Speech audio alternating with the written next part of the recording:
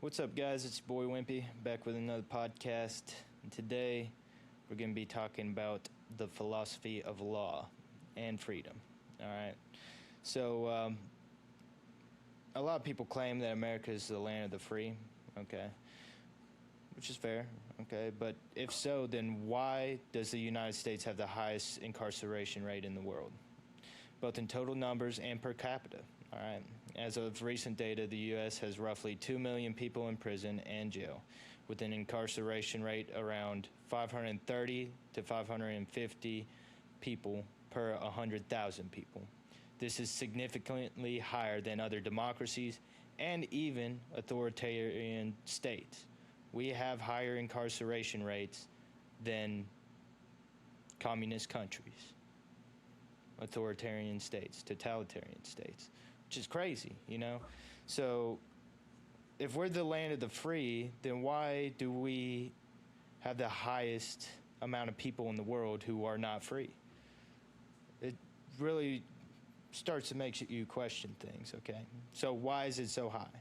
All right, for one, the war on drugs, which started in the 1970s, 1980s. It was aggressive on drug enforcement and stuff like that to, I guess, eradicate drugs and stuff, even though the CIA started the crack epidemic and stuff like that, and then they enforced these laws. All right. So they dramatically or drastically increased incarceration sentences for drug offenses to, I guess, reduce drug crimes. All right. But it obviously hasn't worked. Another thing is tough on crime policies, 3-strike laws, which is the idea that if you commit a crime 3 times, the sentence is going to be very strict on that 3rd time you commit it. All right, 3 strikes, you're out, which have mandatory minimums. It takes the power out of the judge's hands to decide what the sentence is, and it requires a mandatory minimum of every offender, regardless of the circumstances. All right, and truth in sentencing, which requires inmates to serve most of their sentences. These emerged in the 1980s, 90s, dramatically increasing sentence lengths and limiting judicial discretion. All right, limiting the power of the judicial branch and increasing the power of the legislative branch. Okay. Longer sentences. Americans serve much longer sentences than people in other countries for comparable crimes. Life sentences, including life without parole, are far more common in the U.S. Pre-trial detention, many people sit in jail awaiting trial because they can't afford bail, all right, because poverty and stuff, contributing to the jail population even though they haven't been convicted, all right, which, I mean, referred to the 8th Amendment, cannot require excessive fines, okay? So if people can't make bail, then the fines must be excessive, or the bail must be excessive. And then there's criminalization of more behaviors. The U.S. has criminalized a wider range of conduct than many other countries and prosecutes more vigorously, okay? Because it looks good as a DA if you have a high prosecution rate, okay? Racial disparities. Black and Hispanic Americans are incarcerated at disproportionately high rates compared to their share of the population, reflecting enforcement patterns, sentencing disparities, and broader socioeconomic factors. The socioeconomic factors are very key here, okay?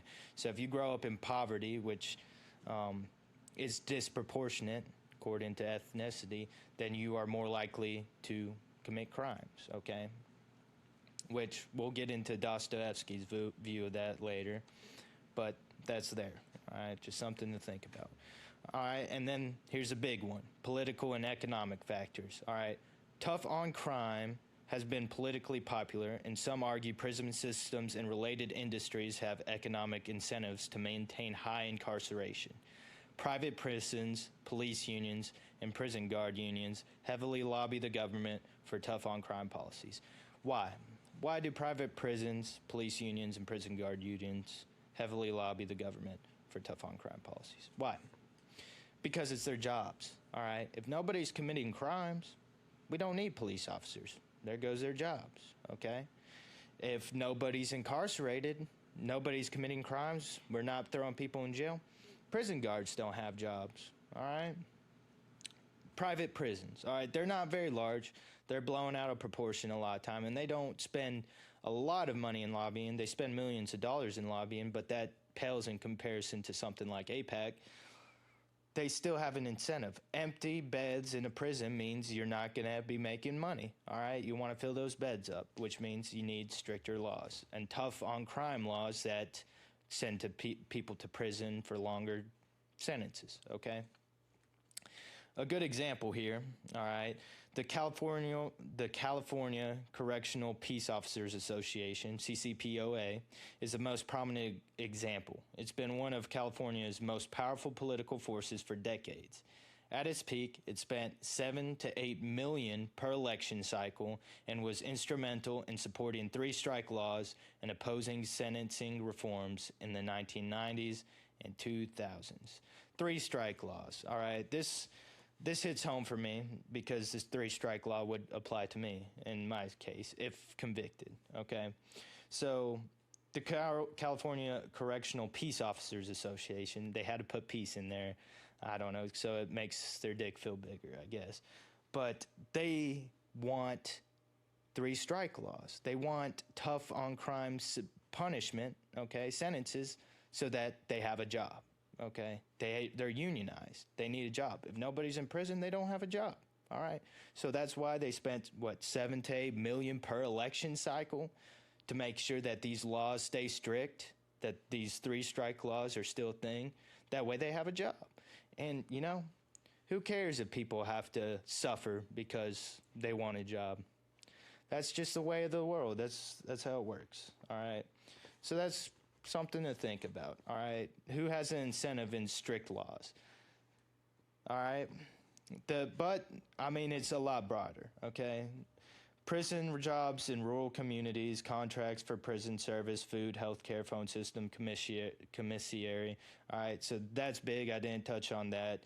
So like private companies, they get government contracts, to provide food for prisoners, health care, and so on and so forth. So they have an incentive for prisons too because they make money off of it.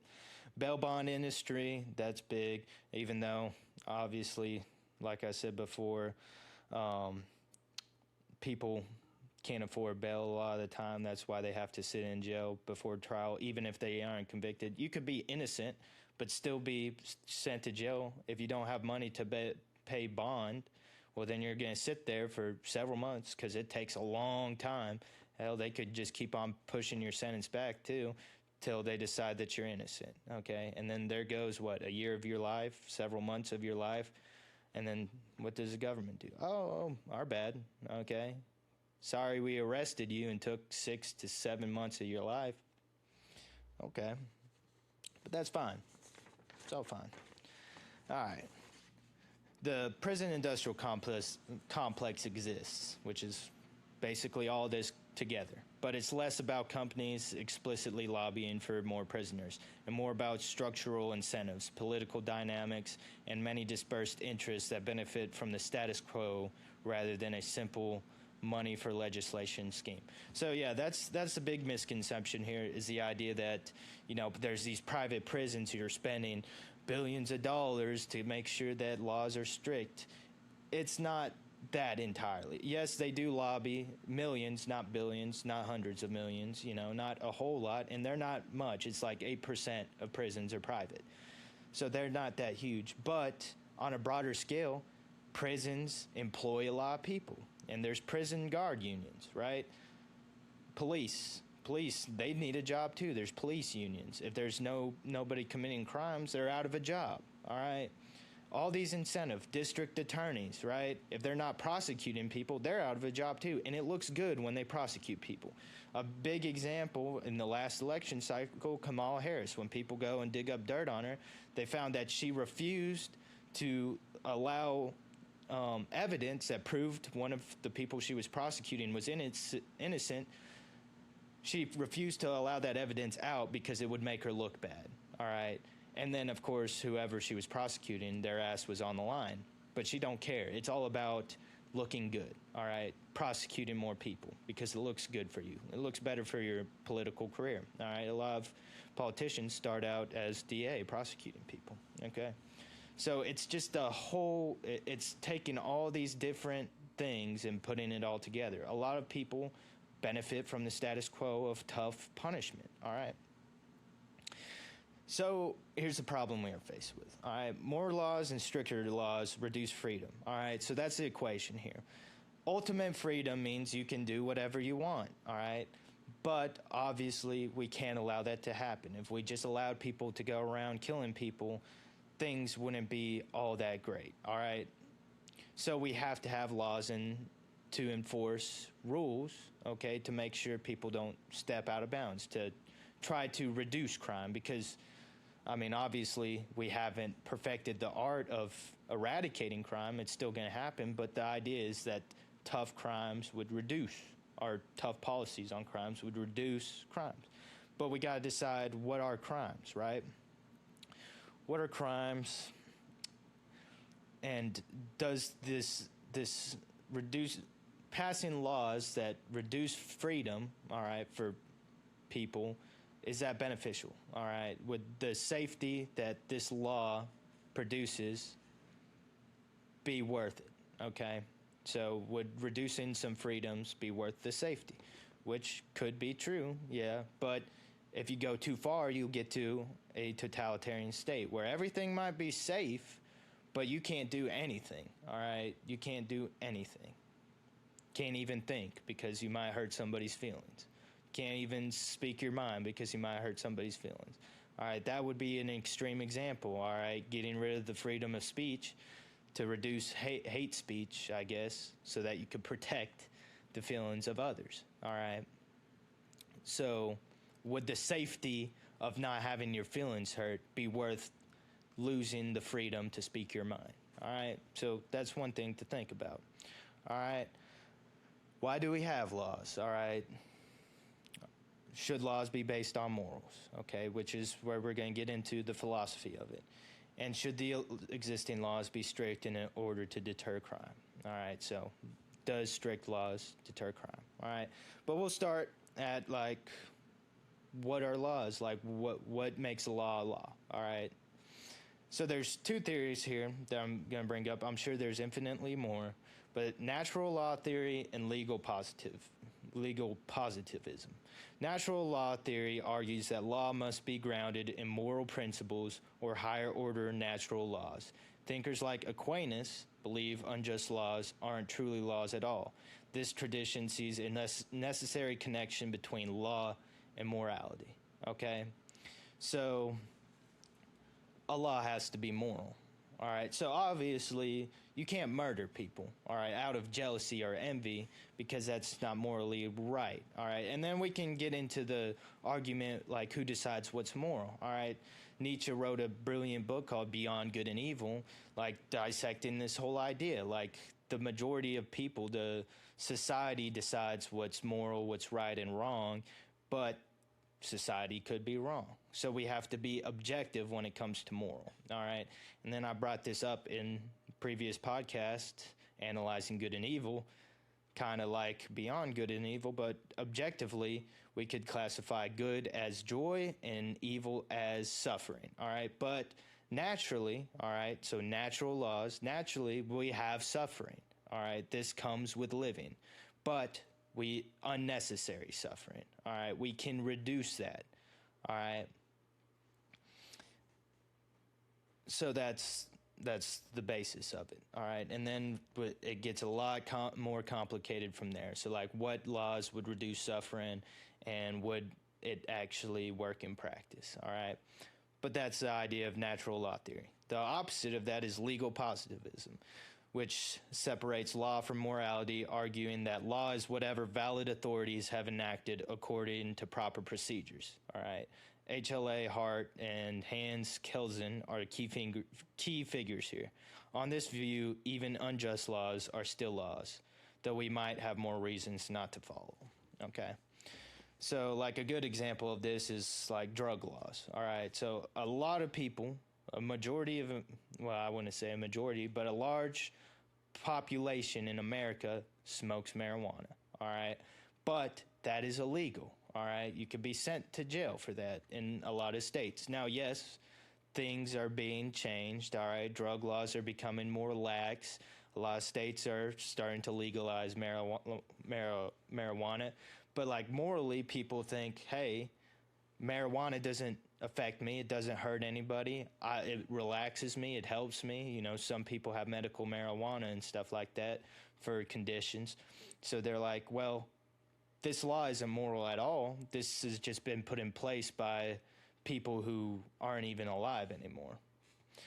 So they don't follow it. All right. So that's just an example, okay, of like a law that wouldn't be moral, based in morals. Okay.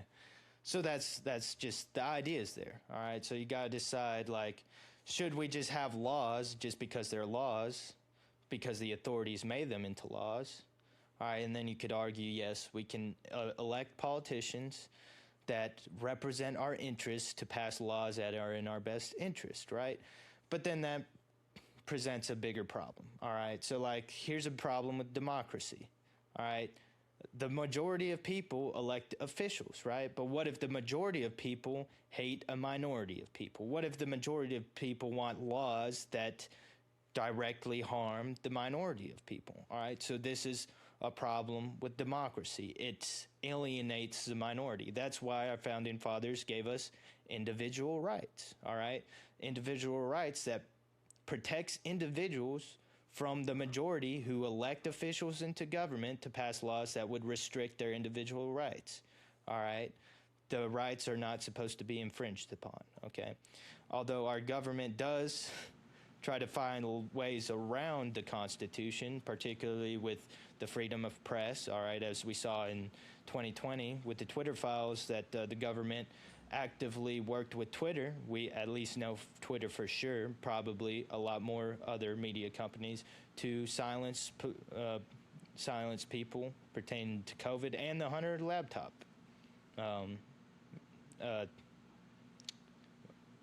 thing that came out where they found his laptop. But we know that the government interfered and they forced or coerced social media companies or media companies to specifically not put out certain narratives, all right, to benefit somebody. In the Hunter Biden laptop case, it was President Biden, which could be argued was election interference because that might have changed people's minds to vote for Trump. All right. So there's that. Then freedom of speech, obviously, if you can't speak your mind on a social media platform because the government has coerced that social media platform to silence you, then that's infringing on your freedoms, okay? And then, of course, I'll always bring up 1942 Japanese Americans who were American citizens, and then the government took all their rights and threw them in internment camps, all right, without due process, nothing. So obviously the government can reinterpret our individual laws, all right?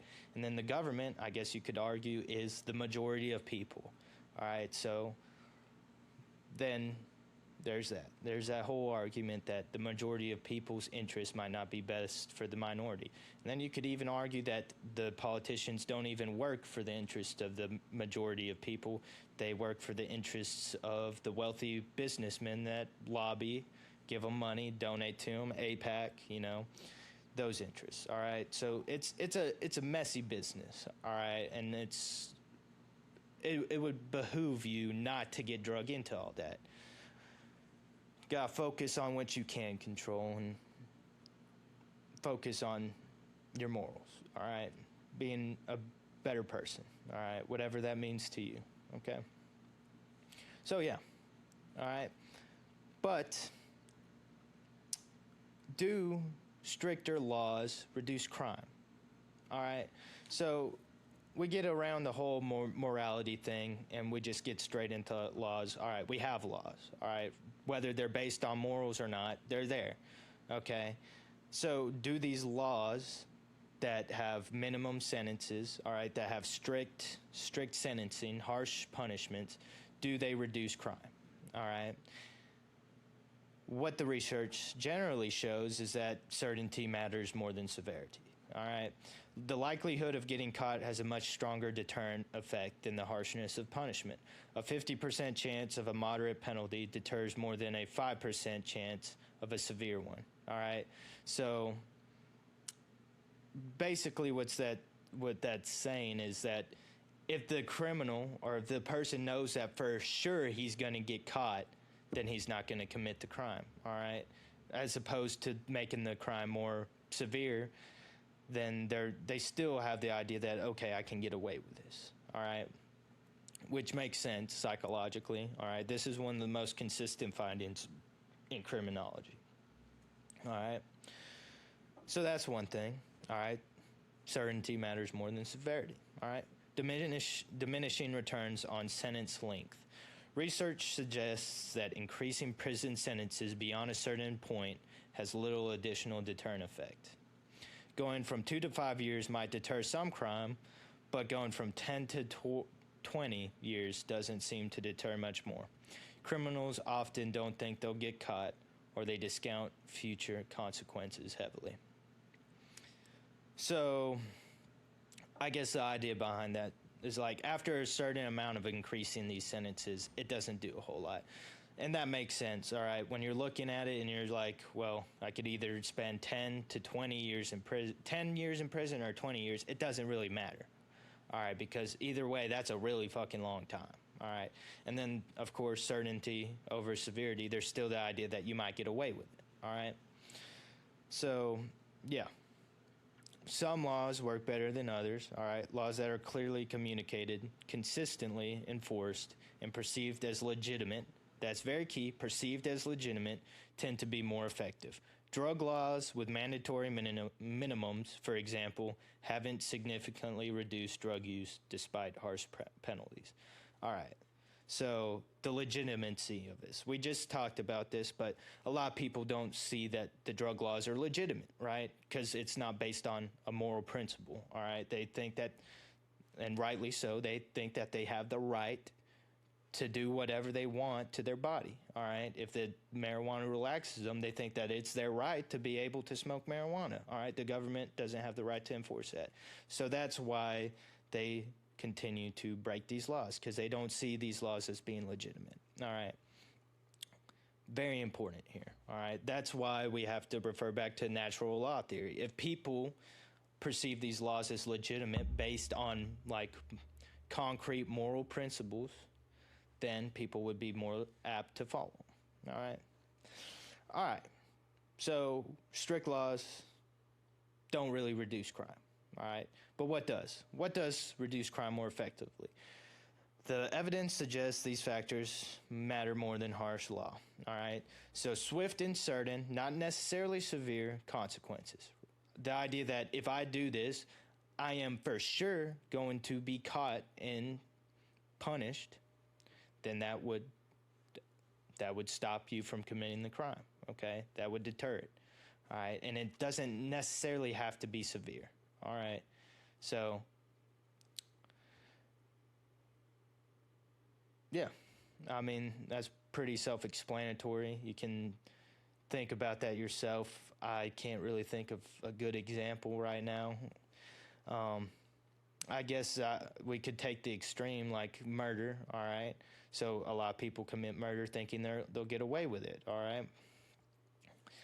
And then, of course, you have a few loonies that, you know, commit it anyways and then kill themselves or whatever.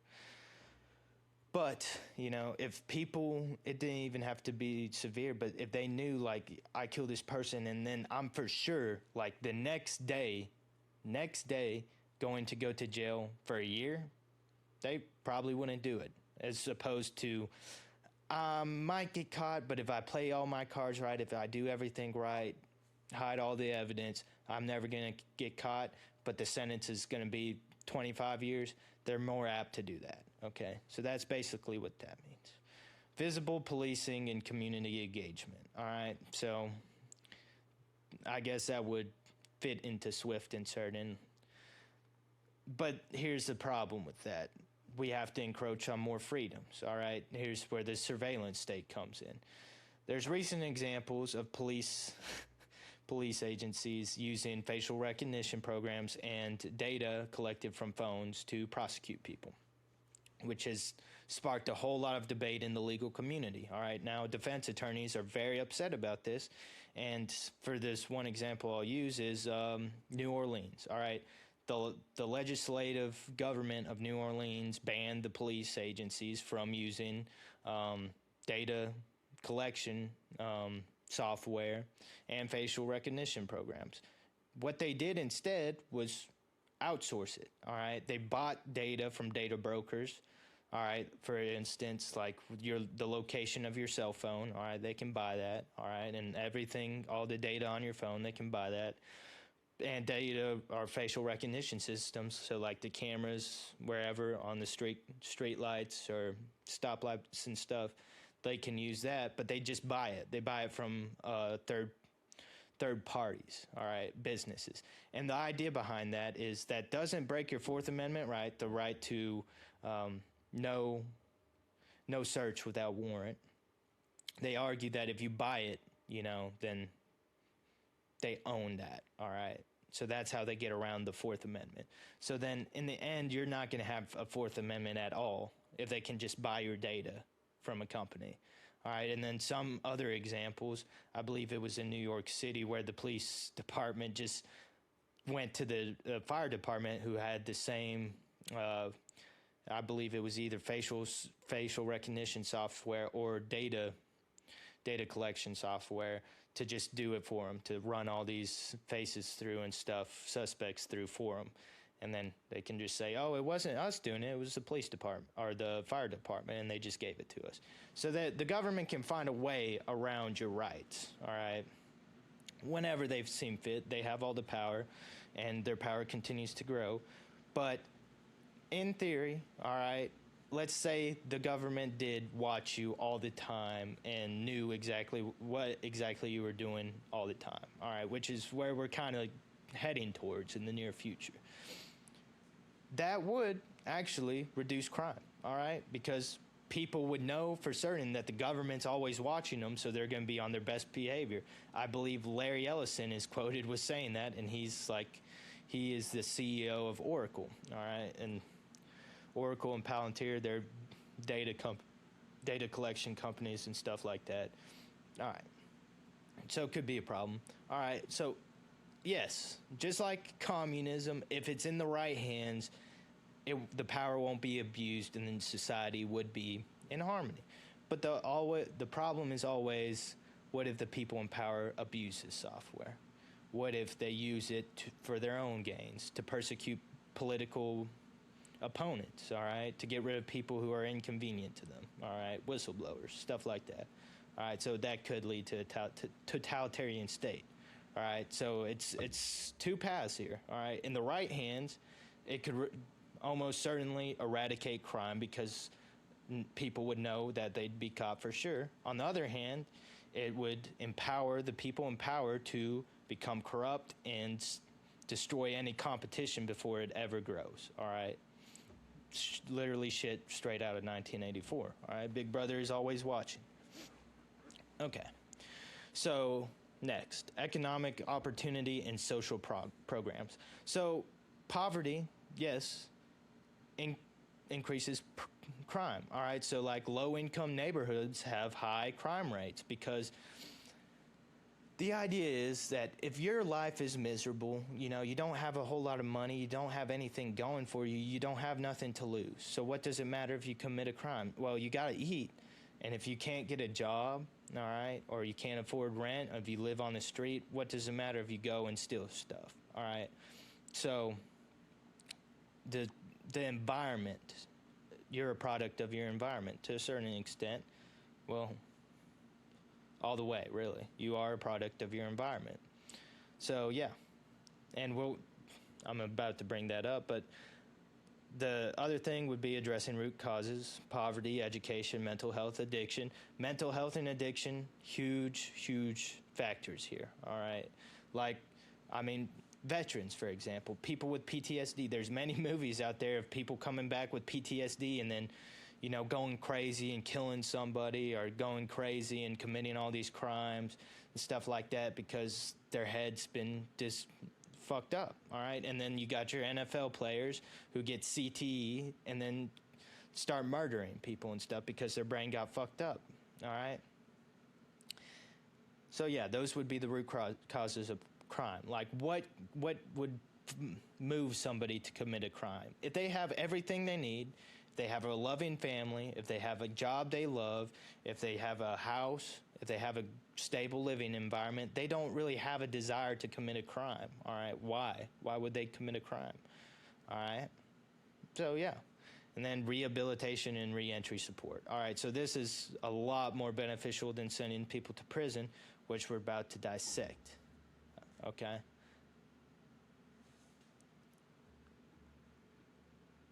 Huh. I don't know if this stream just cut out, but I don't know. It looks like it messed up a little bit.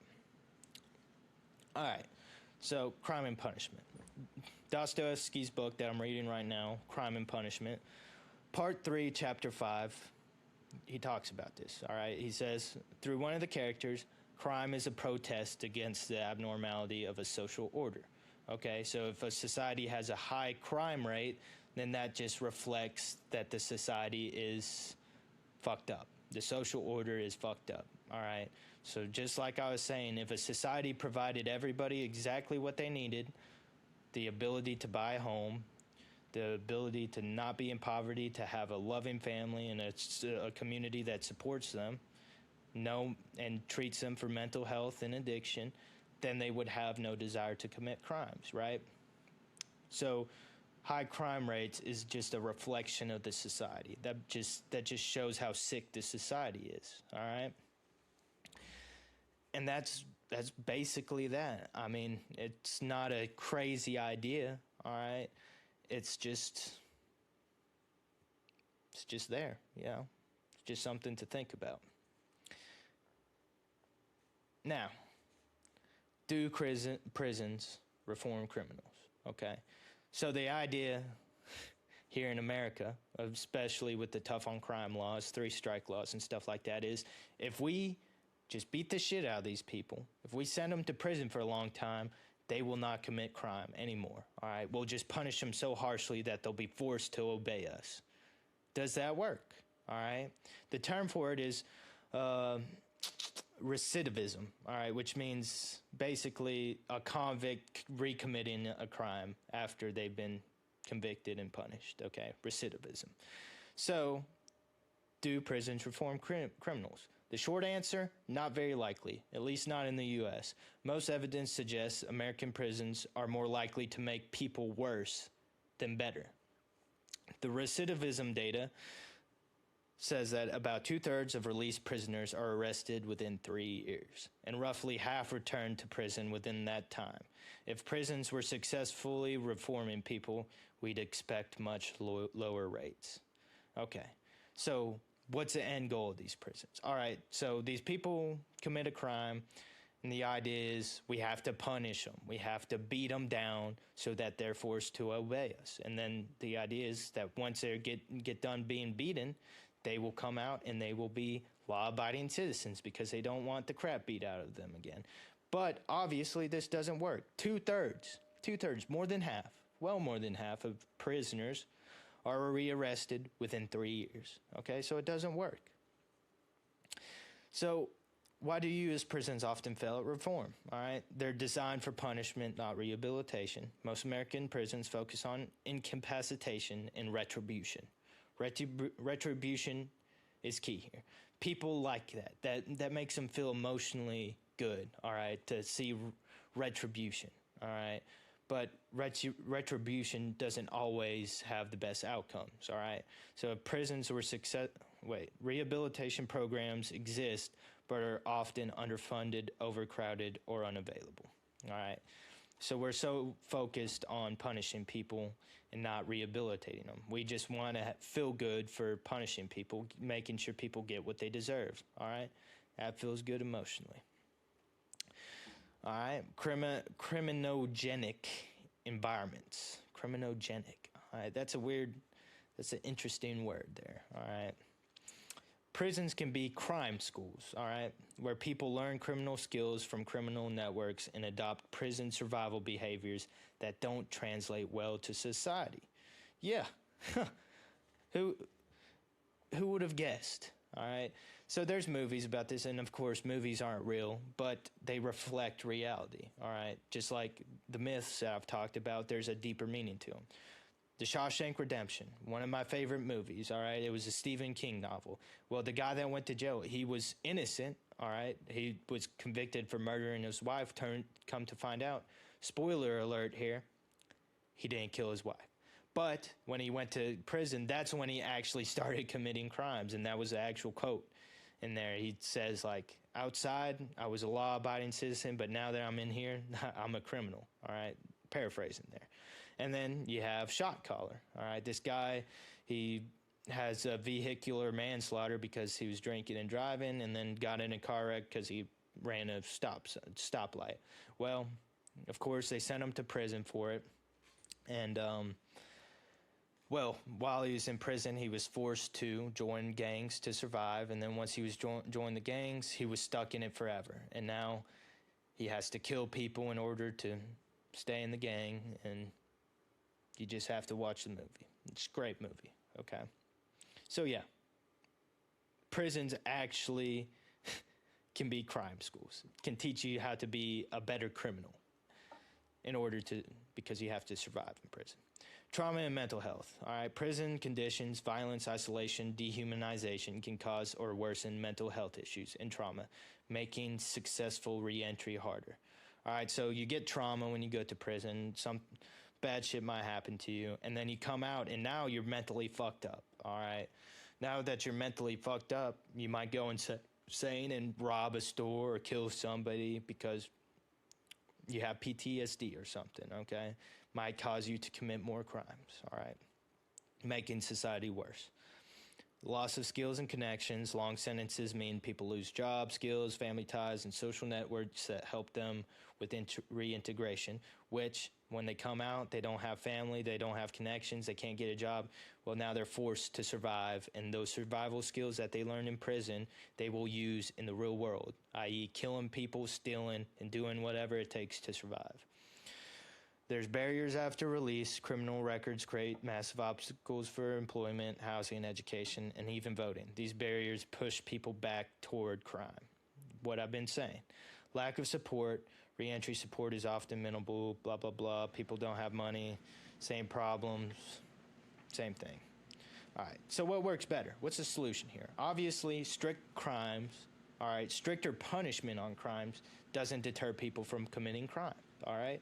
And prisons don't reform prisoners. It actually makes more criminals, all right? Thus, making society worse, okay? So what works better? Well, there's the Scandinavian model, especially in Norway. In Norway and Scandinavia, they emphasize rehabilitation over punishment with much lower recidivism rates. Recidivism is when a convicted criminal recommits a crime, recidivism. So around 20% in Scandinavia versus 65% and up in the U.S. So their prisons focus on preparing people to rejoin society rather than just warehousing them. All right, so we got to focus more on rehabilitation. Focus on the core, the root of the problem here, all right? Because these people aren't the root of the problem. It's socioeconomics, all right? Where they were born, all right? Were they born in poverty, all right? What happened to them? Do they have brain trauma? Do they have PTSD? What caused them to commit these crimes, okay? If they had everything they need, if they were mentally stable, if they had things to lose, they wouldn't be committing crimes. So we have to focus on that. It's not about getting revenge and feeling good for getting revenge. It's actually making society a better place, all right? That's the goal here. So there's a philosophical tension, all right? There's a fundamental conflict in American corrections between punishment, incapacitation, deterrence, and rehabilitation. When punishment dominates, reform suffers. Many argue we've prioritized retribution at the expense of actually reducing future crime. So do prisons reform criminals? They can, but most U.S. prisons are structured in ways that make reform unlikely. The system often takes people with problems and returns them to society with more problems. Sorry about that. So, that was a lot. All right, that's a lot. There's a lot to our American judicial system and correctional facilities, or not military, prison industrial complex, right? So we went through it all right? U.S. has the highest incarceration rate in the world over democracies and authoritarian states, all right? Which means we're not the freest country in the world. That means we have the least amount of free people in the world. So that means there's a problem here, all right? Why are people committing crimes? Is at the center of the equation here. Could be drug problems, all right? The crack epidemic that the CIA created. That could be it. Could be, low-income neighborhoods because they're not getting the support they need. Could be just a social model where, listening to gangster rap incentivizes people to commit crimes and do bad things because it sounds cool in the music industry, all right? All these different factors, all right? Head trauma, PTSD. What causes people to commit crimes, all right? The crime rate is a reflection of the society. If you have a high crime rate, high incarceration rate, that must mean there's something wrong with your society. That means you have to fix it. You have to focus on the root causes, all right? Which is broad. We could get into that in detail, all right? There's so much that could be done here. But at the end of it, you just have to do what you can do, help other people, all right? You can't help other people if you can't help yourself, all right? So that's that. Who benefits from a high incarceration rate? Who wants things to stay the same? Who wants the incarceration rate to stay high? All right, I just repeated myself, sorry guys. But the prison industrial complex, which isn't just private prisons, they're only 8%, and they don't spend that much money on lobbying. I mean, millions of dollars is a lot, but it's not a lot comparatively. But police unions, all right, correctional officer unions, DAs, so on and so forth, catering people that are contracted to these correctional facilities for catering, healthcare, this and that. They have incentives to keep people in jail because they make money off of it. There's an incentive here. If there's nobody committing crimes, police would be out of a job. If there was nobody in jail, if nobody's committing crimes, nobody's in jail, correctional officers are out of a job. If there's nobody to prosecute, the DA's out of a job. So on and so forth. All right? There's incentives here. All right? The philosophy of it. What makes a law, and why should you follow it? Should you follow it just because the authorities made it a law? All right, and why do those authorities make the law? Is it for the majority of people, which might hurt the minority of people? Could be. Or should those laws be based on morals? All right, objective morals, not just subjective. Objective morals. All right, based in rationalism. All right, or logic. So there's that, all right? And, we have strict laws. Do strict laws deter criminals from committing crimes? Really? No, okay? And do our prisons actually reform people and stop crime? Actually, no, all right? Recidivism rate is 2/3, all right? So 2/3 of people who get out of prison are going to commit a crime within 3 years. So something ain't right here. So think about that.